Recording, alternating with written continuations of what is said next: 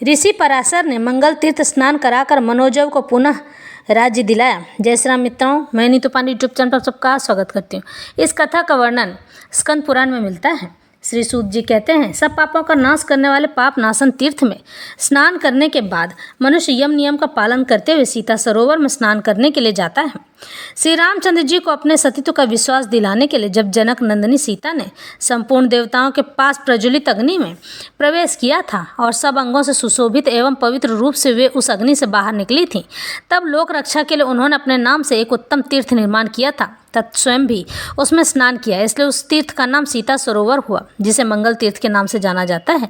उसमें जो मनुष्य स्नान करता है वह संपूर्ण कामनाओं को पाता है और यही नहीं, अपनी सभी विपत्तियों से छूट जाता है, यानी कि उसके ऊपर जो भी कठिन विपत्ति आती है उन विपत्तियों का नाश हो जाता है और वह सुखपूर्वक अपना जीवन यापन करने लगता है। यह कथा यही कहलाती है और यही उस राजा के साथ हुआ था। जब उस राजा ने इस तीर्थ में स्नान किया था तो उसका उस राज्य उसे पुनः मिल गया था। प्राचीन समय की बात है, मनोजव नाम से प्रसिद्ध एक चंद्रवंशी राजा हो गए थे। उन्होंने प्रतिवर्ष यज्ञों द्वारा देवताओं को अन्न राशि से ब्राह्मणों को तथा श्राद्ध से पितरों को तृप्त किया। वे निरंतर वेदों का स्वाध्याय किया करते थे, अध्ययन किया करते थे। इस प्रकार राजा मनोजव धर्मपूर्वक पृथ्वी का पालन करते थे। उनके शासनकाल में उस राज्य में एक भी शत्रु नहीं रह गया था। इससे राजा के मन में अहंकार उत्पन्न हो गया। जहाँ अहंकार होता है ना, वहाँ लोभ, मद, मोह, काम, क्रोध, हिंसा तथा मोह में डालने वाली असूया, ये सभी प्रकट हो जाते हैं।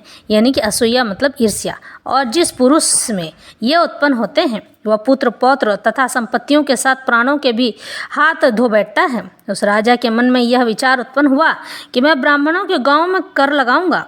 मन से ऐसा निश्चय करने के पश्चात उसने वही किया। शिव और विष्णु आदि देवताओं के भी धन उसने ले लिए थे। अहंकार ने उसकी विवेक बुद्धि को नष्ट कर दिया था, इसलिए उसने ब्राह्मणों के खेत छीन लिए थे। शिव और विष्णु के इसलिए ले पाया था क्योंकि उसने वेदों का अध्ययन किया था। और जब कोई मनुष्य वेदों का अध्ययन कर लेता है और ईश्वरत्व को पाप प्राप्त हो जाता है तो वह किसी भी पद तक पहुँच सकता है। अहंकार ने उसकी बुद्धि विवेक को नष्ट कर दिया था, इसलिए उसने ब्राह्मणों के खेत छीन लिए थे। इस दुष्कर्म का परिणाम यह हुआ कि एक बलवान शत्रु ने आकर उसके नगर को घेर लिया। रणदेश के राजा गोलब ही उसके शत्रु बन बैठे। यानी कि जो मनुष्य अहंकार करता है, चाहे वो कोई भी हो, मनुष्य ही नहीं, यहाँ तक कि साधक भी, राजा भी, जो भी अहंकार करता है, भगवान उसका अहंकार नाश करने में कोई कसर नहीं छोड़ते हैं। गोलब ने चतुरंगिनी सेना के साथ आक्रमण किया। दुरात्मा मनोजव का गोलब के साथ 6 महीने तक युद्ध चलता रहा। अंत में गोलब की जीत हुई। मनोजव पराजित होकर राज्य से वंचित हो गया। उसने अपनी स्त्री और पुत्र के साथ वन का आश्रय लिया। गोलब उस राज्य का पालन करते हुए दीर्घ काल तक मनोजवपुर में टिके रहते थे। इधर एक दिन मनोजव का बालक पुत्र क्षुधा से यानी भूख से पीड़ित हो माता पिता से खाने के लिए अन्न मांग रहा था। पिताजी, मुझे खाने को दो, माँ मुझे भोजन दो, बहुत भूख लगी है। पुत्र का यह करुणाजनक वचन सुनकर माता पिता शोक से पीड़ित हो सहसा मूर्छित हो गए। कुछ चेत होने पर यानी होश आने पर राजा ने अपनी स्त्री से कहा, सुमित्रे, मैं क्या करूँ, कहाँ जाऊँ, मेरी क्या गति होगी? मेरा यह पुत्र भूख से पीड़ित होकर थोड़ी ही देर में मर जाएगा। हाय, मैंने ब्राह्मणों के खेत छीन लिए, विष्णु और शिव आदि देवताओं के धन का हरण कर लिया, उनके दुख का कारण बना। इस प्रकार दुष्कर्म की अधिकता के कारण ही गोलब ने मुझे परास्त किया है। मेरे पास अन्न का एक दाना भी नहीं है। मैं निर्धन हूँ, दुखी हूँ और स्वयं भी भूखा प्यासा हूँ। इस समय इस भूखे बालक को कैसे अन्न दूंगा? इस प्रकार विलाप करता हुआ राजा मनोजव अत्यंत खिन्न हो पृथ्वी पर गिर पड़ा और मूर्छित हो गया। सुमित्रा पति को इस प्रकार गिरा हुआ देख उसे हृदय से लगाकर विलाप करने लगी। उसी समय मुनिवर पराशर जी स्वेच्छा से अपनी इच्छा से घूमते हुए वहां आ गए। उन्हें देखकर पतिव्रता सुमित्रा ने पुत्र सहित उठकर उनके चरणों में प्रणाम किया। पराशर जी ने सुमित्रा को आश्वासन देते हुए पूछा, हे सुंदरी, तुम कौन हो? यह कौन तुम्हारे आगे पड़ा हुआ है और यह बालक कौन है? पतिव्रता सुमित्रा बोली, हे मुनिश्रेष्ठ, ये मेरे पति हैं। हम दोनों से उत्पन्न यह चंद्रकांत हमारा पुत्र है। मेरे पतिदेव चंद्रवंशी राजा मनोजव हैं। ये विक्रमाढ्य के पुत्र हैं। मैं उनकी पतिव्रता पत्नी सुमित्रा हूँ। गोलब ने राजा मनोजव को युद्ध में परास्त किया है। ये राज्य से भ्रष्ट हो अवलंब शून्य होकर पत्नी और पुत्र के साथ इस भयंकर वन में चले आए हैं। यहाँ मेरे भूखे पुत्र ने हम दोनों से भोजन मांगा है। राजा अन्नहीन होने के कारण पुत्र को क्षुधा से व्याकुल देख शोक से मूर्छित हो भूख से गिर पड़े हैं। रानी की यह बात सुनकर दयालु पराशर मुनि ने कहा, हे सुमित्रे, तुमको किसी प्रकार का भय नहीं होना चाहिए। अब तुम लोगों का अमंगल शीघ्र ही नष्ट हो जाएगा।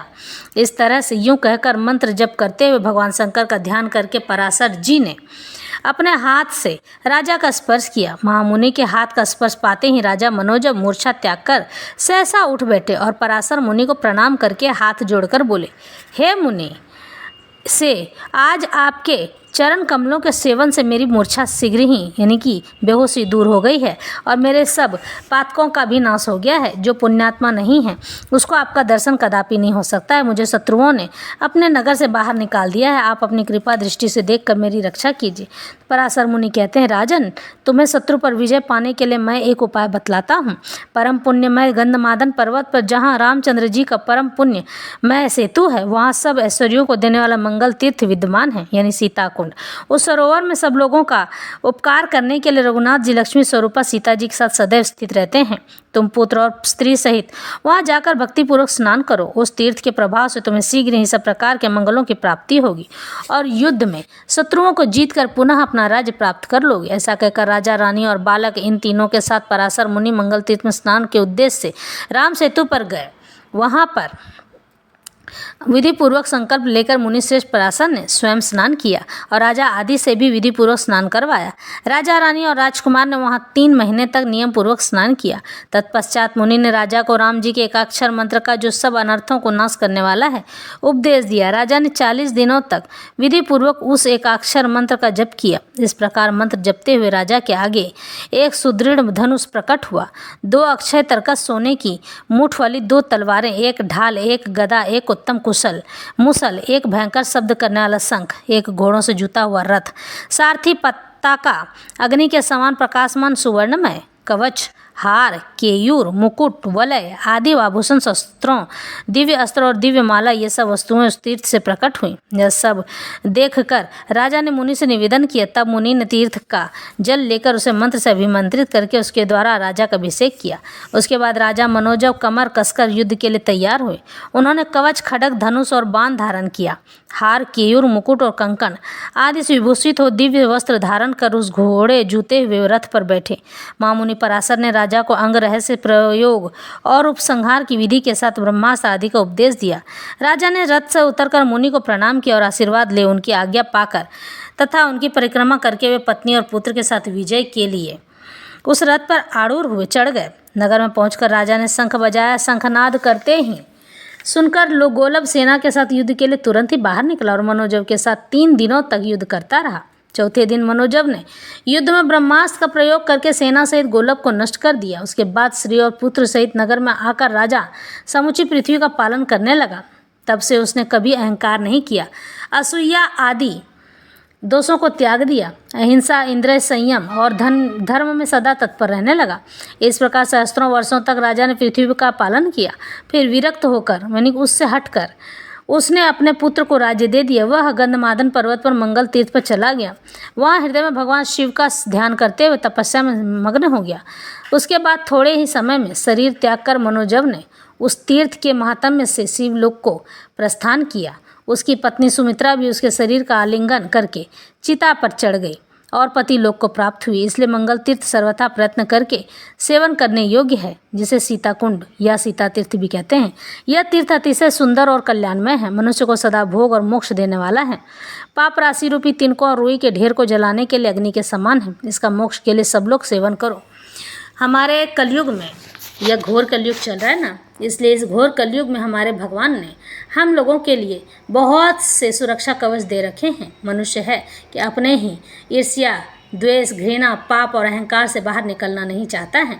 जो लोग बहुत दोषी हो चुके हैं या जिनका मन बहुत मैला हो चुका है, ऐसे तीर्थ स्थानों में जाकर, ऐसे जल कुंड में जाकर अवश्य ही मन को द्रविड़ कर यानी कि मन में भाव लेकर कि मैं अपने इस चीज़ से निकलना चाहता हूँ या चाहती हूँ, उसमें स्नान करने से मनुष्य अपने सभी पापों से मुक्त हो जाता है। और यह बात सच है।